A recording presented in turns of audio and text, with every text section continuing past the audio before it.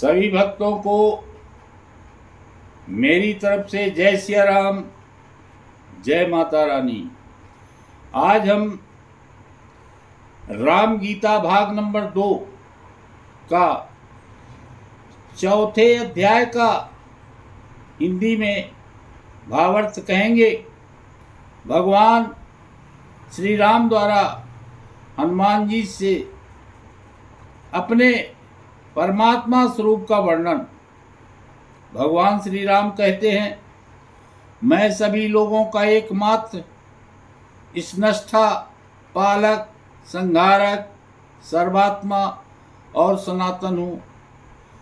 सभी वस्तुओं के भीतर रहने वाला अंतर्यामी आत्मा तथा सबका पिता मैं ही हूँ। मुझ में ही सारे प्राणी पदार्थ स्थित रहते हैं और मैं भी उन सब में स्थित रहता हूँ। हे वत्स, तुमने जो मेरा अद्भुत स्वरूप देखा है उसे मेरे समान जानो। उसे मैंने ही माया पूर्वक तुम्हें दिखाया है। सभी प्राणियों के अंतः स्थित होकर मैं सारे संसार को कार्य में प्रेरित करता हूँ। यह मेरी क्रिया शक्ति है। संसार में जो भी क्रियाकलाप होता है वह मेरे द्वारा ही संचालित है और मेरे स्वभावानुरूप होता है। हे हनुमान, समय आने पर मैं ही उस समस्त जगत की सृष्टि और संहार करता हूँ। ये दोनों स्थितियाँ मेरी ही हैं। मैं ही आदि, मध्य और अंत से रहित तथा माया तत्व का संचालक हूँ। मैं सृष्टि के प्रारंभ में प्रकृति और पुरुष में क्षोभ उत्पन्न करता हूँ। उनके परस्पर मेल से ही सब उत्पन्न होता है। महदादि के पूर्वोक्त क्रम से मेरा ही तेज प्रकाशित होता है, जो सारे संसार का साक्षी, काल चक्र का नियंता, हिरण्य गर्भ सूर्य है।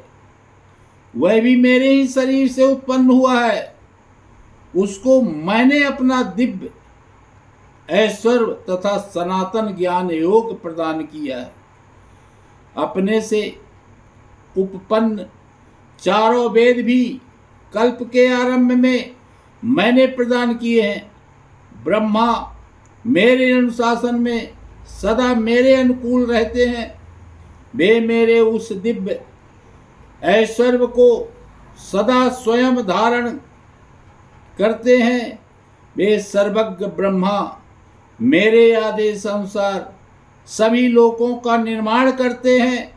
वे चतुर्मुख स्वरूप से स्वयंभू होकर सारी सृष्टि की रचना करते हैं। जो अनंत लोकों के स्वामी अव्यय नारायण है, वे मेरे ही परम स्वरूप हैं और सृष्टि का परिपालन करते हैं।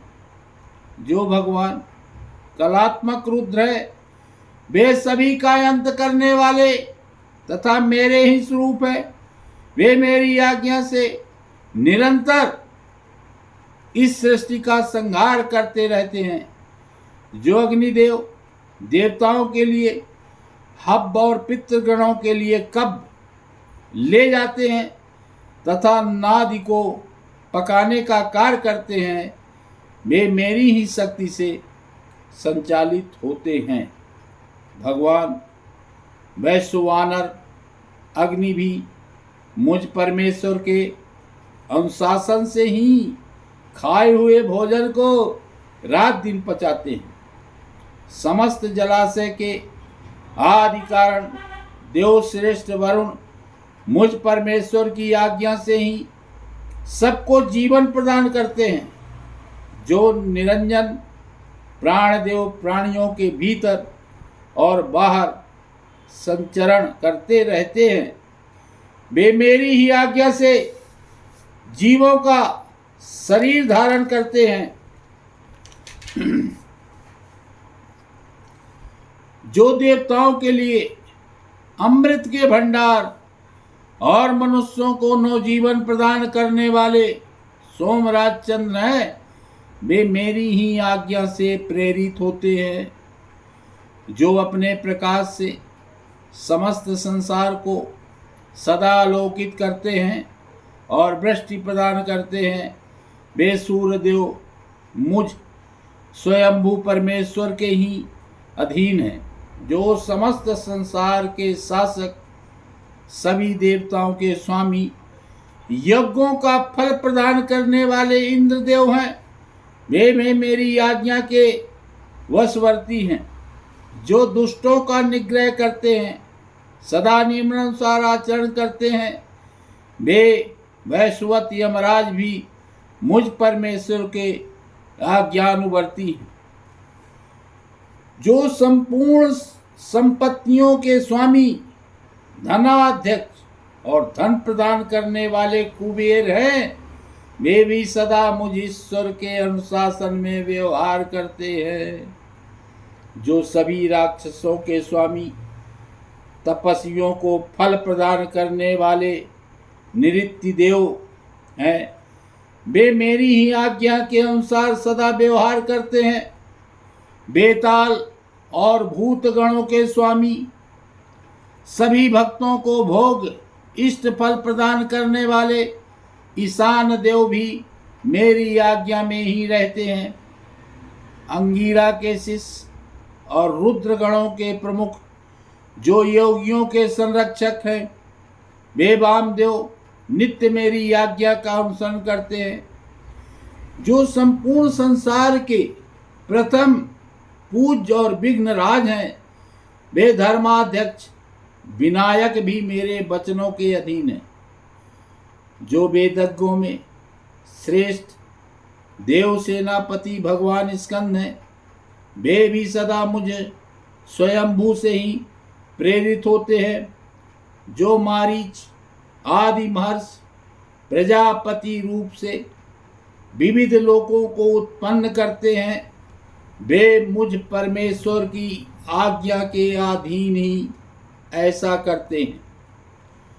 जो भगवती लक्ष्मी सभी प्राणियों को महान ऐश्वर्य प्रदान करती है, वे नारायण की अर्धांगिनी मेरे अनुग्रह से ही ऐसा करती है। जो देवी सरस्वती वाणी का विशद वैभव प्रदान करती है, वे भी मुझ परमेश्वर की प्रेरणा से ही ऐसा करती है। जो स्मरण करने पर समस्त धार्मिक पुरुषों को नरकों से बचाती है, वे देवी सावित्री भी मुझ भगवान की ही आज्ञानुवर्तनी है।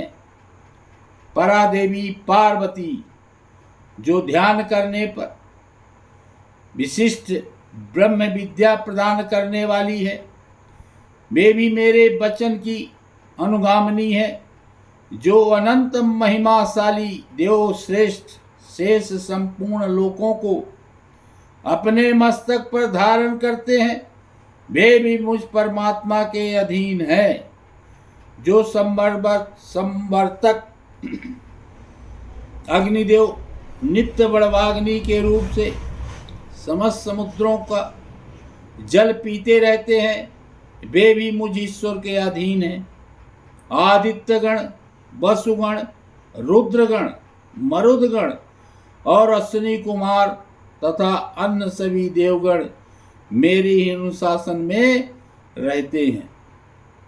गंधर्व, सर्प, यक्ष, सिद्ध, साध्य, चारण, भूत, राक्षस और पिशाच सभी मुझ स्वयंभू के शासनाधीन हैं। कला, काष्ठा, निवेश, मुहूर्त, दिन रात्रि, ऋतुएं वर्ष, मास और पक्ष सभी मुझ प्रजापति के शासन में स्थित हैं। युग और मनवंतर पर और परार्धी दी जो काल के अन्य भेद हैं, वे भी मेरे ही अधीन रहते हैं। चार प्रकार के प्राणी, चर और अचर पदार्थ सभी मुझ स्वयंभू परमेश्वर की ही आज्ञा का अनुसरण करते हैं। सभी लोक और भुवन तथा ब्रह्मांड मुझ परमात्म देव की ही आज्ञा में रहते हैं। अतीत के भी असंख्य ब्रह्मांड अपने समस्त पदार्थ समूहों के साथ मेरी आज्ञा से ही संचालित हुए हैं। भविष्य में भी वस्तु समूहों से भरे जो ब्रह्मांड होंगे, वे मुझ परात्पर परमात्मा की आज्ञा से ही रहेंगे और समाप्त हो जाएंगे। पृथ्वी, जल, अग्नि, वायु, आकाश, मन, बुद्धि और प्राणी पदार्थों की आदि प्रकृति मेरे ही अनुशासन में रहती है। सभी संसार और प्राणी मात्र को मोहित करने वाली जो माया शक्ति अविद्या है, वह भी सदा मुझ परमेश्वर के अधीन है। मोह के कीचड़ को हटाकर परम पद का दर्शन कराने वाली जो विद्या ज्ञान शक्ति है, वह भी मुझ परमेश्वर के अनुशासन में ही रहती है। अधिक कहने से क्या लाभ है, वह सारा संसार मेरी ही शक्ति से उत्पन्न है। मुझसे ही संसार का भरण पोषण होता है और मुझ में ही इसका लय होता है। मैं ही स्वयं प्रकाश, सनातन, सर्वेश्वर प्रभु हूँ। मैं ही परमात्मा, परम ब्रह्म हूँ। मुझसे अतिरिक्त कुछ नहीं। यह परम ज्ञान मैंने तुम्हारे लिए बता दिया। इसे जानकर प्राणी जन्म और संसार के बंधन से मुक्त हो जाता है। मैंने अपनी माया का आश्रय लेकर दशरथ के घर में पुत्र रूप से जन्म लिया है। मैंने ही राम, लक्ष्मण, भरत और शत्रुघ्न इन चार रूपों में जन्म लिया है। हे पावनात्मज, यह मैंने तुम्हें बता दिया। हे वानर श्रेष्ठ, माया स्वरूप भी मैंने तुम्हें कृपा पूर्वक बताया है। इसे हृदय में धारण करना और कभी भूलना मत।